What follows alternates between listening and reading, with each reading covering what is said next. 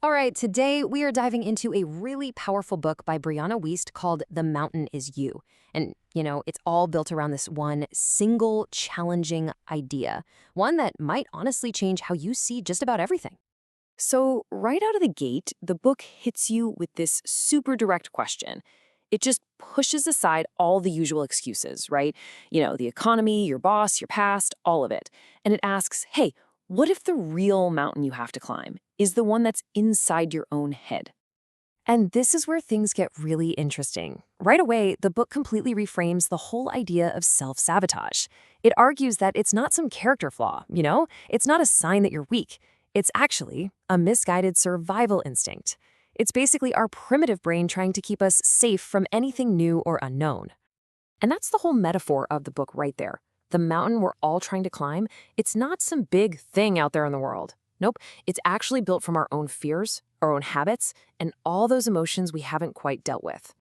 So the fundamental idea here is, and this is huge, you're not broken. You're just blocked. And that's what we're going to dig into next, the psychology behind why we so often become our own worst enemy. I mean, does any of this sound familiar?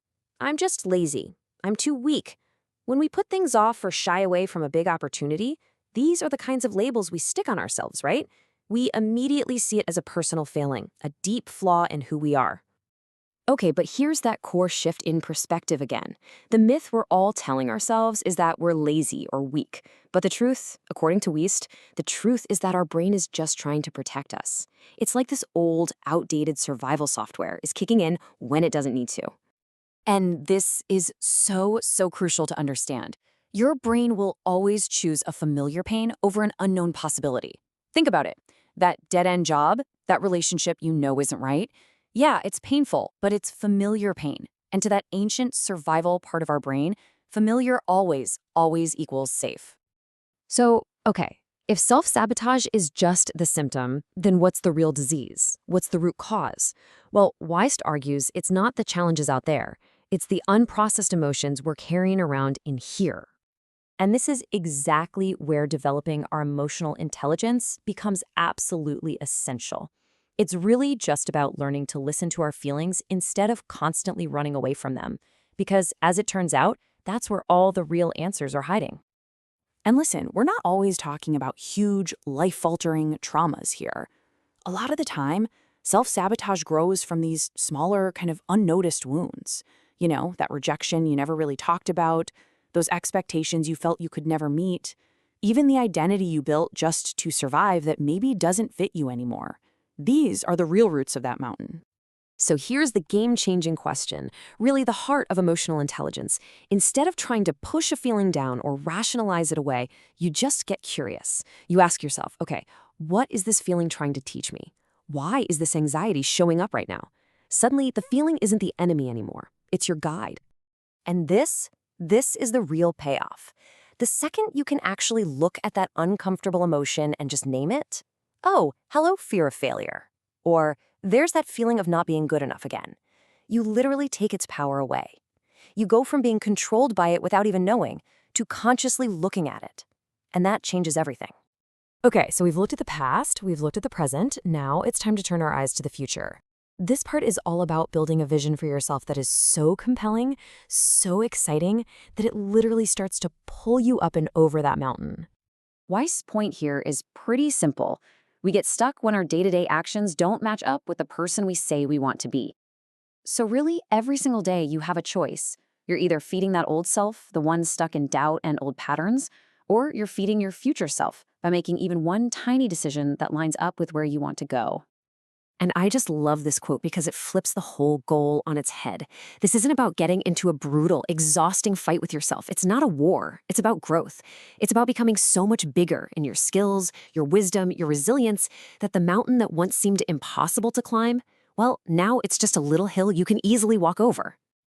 And this brings us to the final, and maybe the most crucial shift in thinking. This is where we go from just understanding this stuff to actually doing something about it. The idea is this: your struggle isn't some obstacle blocking you from your real life. The struggle is your life's curriculum. It's the course you're meant to be taking. We usually think that when we feel pain, it's a sign we've messed up, that we're on the wrong path. But Weiss argues it's the exact opposite. Your pain is a compass. It's giving you incredibly precise, vital information. It's pointing directly to where you're stuck and what part of you is crying out for attention and healing. So think about it for a second. What are the things that trigger you? The things that just set you off?